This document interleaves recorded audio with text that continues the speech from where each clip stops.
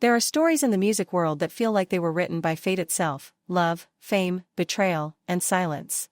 But few are as haunting, as complicated, or as divisive as the story between Angie Stone and D'Angelo, a story that began with passion and ended with questions that still echo through the soul of R&B. See, Angie never held her tongue. Over the years, she has spoken about nearly everyone in the industry, but there was always one name she could not let go of: D'Angelo. She called him the love of her life. The one who, in her eyes, got away not because love died, but because Hollywood could not stand the image of a dark-skinned black woman beside its newest sex symbol. At least, that is her version of the story. But if you dig deeper, and trust me, the internet has dug deep, D'Angelo's side paints a picture that is far less romantic. Behind the music, behind the smiles, there were whispers of control, manipulation, and emotional warfare. The relationship that once looked like a match made in soul music heaven was allegedly toxic to the core. And the internet still has not recovered from the claims that followed. When D'Angelo tried to break free, Angie's love, or maybe her pride, took a darker turn. Fans noticed how, even years after they split, she would bring up his name in interviews like a ghost she could not exorcise. And then came the whispers. Did Angie groom D'Angelo? That question changed everything. Social media blew up. People started connecting dots that had been hiding in plain sight: the timelines, the age gap, the power dynamic. D'Angelo was just 19 when he met Angie. 19, barely out of his teens, shy, insecure, still finding his place in a world that chews artists up and spits them out. Angie, on the other hand, was in her early 30s, already established, confident, and with enough influence to open doors he could never have opened alone. In interviews, Angie herself admitted that when they met, D'Angelo was still a kid. Her words. Not ours. She described him as quiet, unsure, wearing baggy pants and glasses that hid his beauty from the world, beauty that she claimed to have discovered. I told him his lips would be famous, she said once. That one day the world would see what I saw. And she was right. His lips did become famous. His voice became a movement. But so did his trauma. While Angie guided him musically, co-writing, producing, and shaping his sound, something darker was brewing behind the scenes. Many fans say that her influence on his art slowly turned into control over his life. The relationship blurred every line between mentorship and manipulation. And when D'Angelo finally broke free, it was like watching a soul step out of fire, scarred, but alive. Years later, Angie's interviews would still circle back to him. Even as she found new love, new music, and new headlines, D'Angelo's name would slip from her lips like a confession she could never stop repeating. And while she spoke, he stayed silent, almost as if his music had become his only voice. His absence from the spotlight, his sudden withdrawal from the industry, some fans say it all traces back to that chapter. That heartbreak. That power imbalance that no one wanted to talk about back then. But let us be honest, this was not just about looks or age. This was about control. When D'Angelo's career exploded after Brown Sugar and Voodoo, everyone wanted a piece of him: record labels, fans, the media. Angie, however, wanted him. The world saw a rising icon. She saw the boy she had once built up, slipping away into the hands of fame.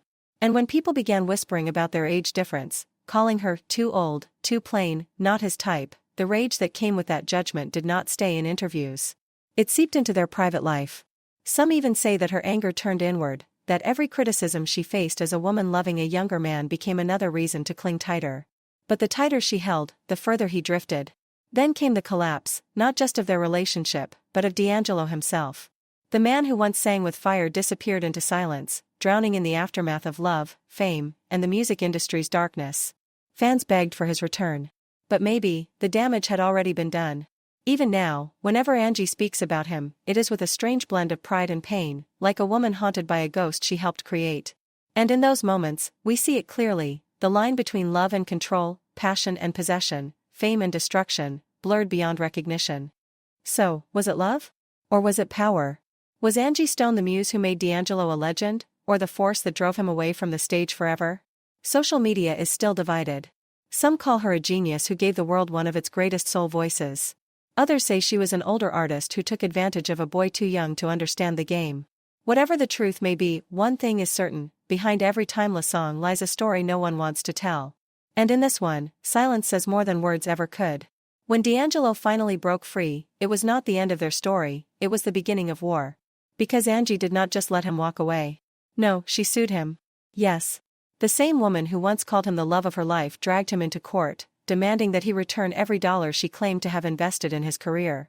But those who were watching closely knew, this was not just about money. This was about control, revenge, and a bruised ego that could not accept losing its favorite project. To Angie, D'Angelo was her creation, a masterpiece molded from raw clay. She believed she built him, from a shy, small-town boy into the magnetic soul god that the world worshipped. Every song, every studio night, every whispered, "You can do this," in her mind, it was all her investment. But to D'Angelo, it was a trap. A golden cage disguised as love. And just when the public started picking sides, the universe decided to pull back the curtain even further. Because out of nowhere, another artist stepped forward. His name was Shino Soul. And what he revealed turned whispers into a wildfire. He confessed that he, too, had been romantically involved with Angie, around the same time she was with D'Angelo. The revelation hit the R&B community like a bomb. Fans were stunned. The hashtags started trending. Suddenly, this was not just a love story, it was a pattern. People started connecting dots that had been right there all along. And when D'Angelo's own cousin took to Facebook, confirming that many in their circle had always been uncomfortable with the relationship, the internet exploded. According to them, what looked like mentorship was never a fair partnership. It was something murkier, a dynamic built on influence, not equality. Back when they met, Angie was in her early 30s, established, confident, powerful. D'Angelo? Barely 19. Still figuring out who he was, still learning how to navigate an industry that feeds on innocence. His family saw it happening in real time. They said it was not jealousy that made them uneasy, it was fear. Fear that the young man they loved was being molded into someone else's vision. That his authenticity, his voice, was being quietly rewritten by someone older, louder, and far more strategic. And then, when Angie gave birth to their son, the story took another complicated turn. She was 37. He was 24. Suddenly, what had once been dismissed as artistic chemistry looked less like romance and more like an imbalance that everyone had ignored for too long. Family members started speaking up, saying that maybe it was never truly love on equal ground. Maybe it was always about control, about keeping him tethered. They watched as the boy who once sang from his heart became a man who second-guessed his every note. Behind the scenes, Angie's influence spread deeper. She was not just part of his life, she was part of his music. Those who worked with them said she would tell D'Angelo things like, "We have the formula, baby. You and me, that's the magic. Without me, there is no sound." Those words stuck to him like glue. They haunted him. Every time he sat in a studio alone, her voice would echo in the back of his mind, questioning his worth, reminding him of who made him. Producers from that era described D'Angelo as a quiet soul. Gentle. Spiritual. The kind of man who avoided conflict, even when he was bleeding inside. That calm nature, while beautiful, gave Angie power. She spoke for him in interviews. Negotiated deals. Chose songs. Even decided what he wore. Her control was not emotional anymore, it was professional. Bit by bit, she was shaping his identity like a sculptor who could not stop carving, even when the statue was already perfect. And for years, he believed her. He believed that without her, the magic would die. Until one day, the illusion cracked. He realized that the fame he once prayed for had turned into a shadow that followed him everywhere, whispering in her voice. When he finally walked away, it was not a breakup, it was an eruption. Angie did not take it as heartbreak, she took it as betrayal. Her response was not tears, it was paperwork. A lawsuit. She wanted the world to know, she had made him, and she was going to take credit, one way or another. It was not about the money, it was about ownership. She wanted to remind everyone who the puppet master was. She wanted to make sure that when people said D'Angelo, they still thought of her. But as the court case unfolded, the world saw through the cracks. Behind the public romance was a story of control, manipulation, and fear. Allegations surfaced that she had curated everything about him, his wardrobe, his interviews, his soulful mystique. The shocking part? Many of those details were true. Those who worked with D'Angelo admitted that, yes, Angie had her hands on everything. His image, his presence, even his aura. It was her design. And when he finally realized that his art carried her fingerprints, it broke something inside him. Because D'Angelo never wanted fame built on control. He wanted music built on truth. And by the time he reclaimed his voice, he had already lost a piece of himself to the woman who once claimed to love him most.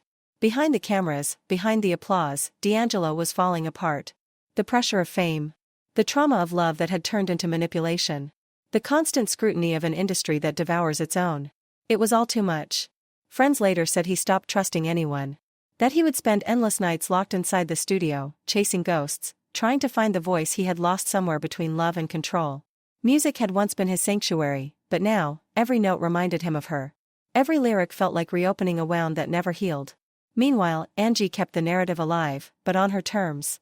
In interview after interview, she played the role of the wounded mentor, the woman who gave everything only to be abandoned by the boy she had built. She framed D'Angelo as ungrateful, immature, incapable of surviving without her genius. And while some fans bought into her story, others began to see the cracks. They noticed how she always made herself the center of every retelling, how every story was about what she gave, never about what she took. Because behind her polished words, there was a silence screaming louder than any statement, the silence of a man trying to rebuild himself from ashes she helped ignite. D'Angelo's family never aired their pain publicly, but insiders revealed that privately, they were relieved. One of his cousins once wrote that walking away from Angie was the hardest thing D'Angelo had ever done, but it was the only way he could heal. For years, he had been living under someone else's emotional gravity, orbiting around her moods, her rules, her expectations. And for the first time in years, he was learning to breathe again. But recovery does not come easy. The damage lingered like smoke after fire. His next projects took years, to come to life. When they finally did, you could hear the pain. The heartbreak had matured him. His music carried a new kind of depth, the kind that only comes when someone has survived a soul-crushing love and still found the courage to sing. People close to him say that relationship changed him forever. It taught him that not all love is divine, some love feeds on dependency and dresses itself as devotion. In one rare interview, D'Angelo said something that made the world pause: sometimes people mistake possession for passion. That single line, it hit different. Because everyone knew who he meant. He was not being bitter, he was being free. That was the sound of a man who had walked through the storm and come out with wisdom instead of resentment. As years passed, Angie's glow began to fade. New voices rose. New headlines replaced her name. The industry that once bowed at her feet quietly moved on. But D'Angelo? He carried the lessons. He learned that not everyone who helps you rise wants to see you soar. That some people love your potential more than your person. And that the hardest part of fame is surviving those who claim to love you, while secretly wanting to own you. He carried his scars like medals, reminders that he had been through something most never recover from. And through that pain, he created truth. When he returned years later with Black Messiah, the world stopped. It was raw. It was soulful. It was unapologetically him. This was not the D'Angelo that Angie had shaped, this was a man reborn. And when he won the Grammy for Best Album, the crowd roared. But somewhere in the noise, one person's silence said everything. For Angie, it was not just another award ceremony, it was heartbreak replayed in HD. This was the man she had once told, "You will never make it without me." And now he was standing on stage, proving her wrong. Every cheer from that audience was another knife twisting into a wound she had tried to hide with pride. She tried to act unbothered. Posted quotes about strength, independence, moving on. But the truth? She never truly did. Behind the interviews, behind the forced smiles, Angie was haunted by the memory of what they had been. The laughter. The chaos. The late-night sessions when he would look at her like she was the only rhythm that mattered. She replayed it all, trying to understand where it went wrong. Maybe it was fame. Maybe it was pride.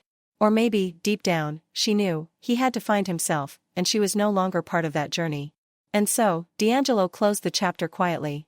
No statements. No public feuds. No revenge. Just peace. He stopped seeking validation from people who treated him like a project instead of a person. He stopped letting anyone define his art. And out of that silence came music that was richer, deeper, and truer than ever before, music born not from heartbreak, but from healing. Because this time, it was his story. His voice. His truth. And for the first time in years, that was enough. When Angie finally accepted that D'Angelo was never coming back, something inside her fractured. It was not a loud collapse, no tears in public, no grand confession. It was quiet. The kind of heartbreak that seeps into your soul and changes the way you speak, sing, and even breathe. She started to open up in interviews, no longer hiding behind clever metaphors or artistic smokescreens. For years, she had coded her pain inside melodies, disguised her heartbreak as art. But now, she spoke plainly, he was the love of her life. Maybe she thought that saying it aloud could make it real again. Or maybe, deep down, she hoped he would hear her, somewhere through the static, through the noise, through the years. Then came Bottles and Cans. But this wasn't just a song, it was a confession. A raw, trembling scream wrapped in soul music. I'd rather be picking up bottles and cans if you can't be my man. I'd rather be homeless in the streets without food to eat. I'd rather be facing 20 years to life if I can't be your wife. Those weren't just lyrics, they were open wounds set to rhythm. Every word dripped with desperation, heartbreak, and madness, because sometimes heartbreak is madness, disguised as devotion. Listeners could feel it. The pain was so heavy it made people uncomfortable, like watching someone confess to something too personal, too real, too human. Soon, the internet caught on. Clips of her performances went viral. Fans dissected every lyric, every interview, every offhand remark. Some sympathized, calling it the sound of a woman grieving a love that defined her. Others called it obsession, a woman unable to let go of a man who had long since moved on.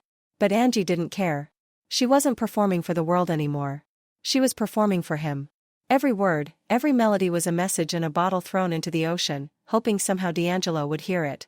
Then came the Instagram moment, the one that set the internet ablaze. A fan left a snide comment under one of her posts, dismissing her story as exaggerated, just a fling blown out of proportion. And Angie snapped. She clapped back, writing with fire and tears all at once. She said she was the best he ever had, that what they shared was more than physical. It was spiritual. She said jealousy had destroyed them, that people couldn't handle two artists loving each other too deeply, too fearlessly. You weren't there, she wrote. You didn't see how we lived, how we created, how we loved. Her words were unfiltered, aching, angry, alive. You could feel that she was still fighting for something that no longer existed. Critics and fans, however, were not as forgiving. They resurfaced old conversations, the uncomfortable ones. The age gap. The power dynamic. The fact that D'Angelo had been barely 19 when their story began. Angie refused to apologize. When a man dates younger, it's celebrated, she snapped in one interview. But when a woman does it, suddenly it's a scandal. Please. Her words were bold, unapologetic, the kind that split the internet in half. To some, she was a pioneer for women owning their choices. To others, she was rewriting history to make peace with her past. But deep down, maybe Angie wasn't defending herself anymore. Maybe she was defending her right to still feel. Because for her, D'Angelo wasn't just a chapter, he was the whole book. Her muse. Her mirror. The man who had shaped not only her art, but her understanding of love itself. Years passed. The noise faded. But the memories? They stayed. Friends said that even in casual conversations, his name would slip out, like a ghost haunting the edges of her mind. They would be talking about something ordinary, dinner plans, a new song, and suddenly she would whisper, "You know, D'Angelo used to say," her voice would soften. Her eyes would drift somewhere far away. And in that moment, it was clear, she still carried him like a scar. Healed on the surface, but tender underneath, always one touch away from bleeding again. Then came the tragedy. Angie Stone was gone. The news broke the internet. Tributes flooded timelines. Musicians, fans, journalists, everyone mourned her talent, her grit, her voice that had defined a generation. But beneath the tributes, the whispers started again. Her story with D'Angelo resurfaced like an old wound reopening. People romanticized it, the tragic muse who died still loving the man who had shaped her soul. Others were crueler, saying she never moved on, that her life had been a long echo of a love that had consumed her. And what? About D'Angelo? He said nothing. Not a word. The man who had once been her muse, her obsession, her everything, stayed silent.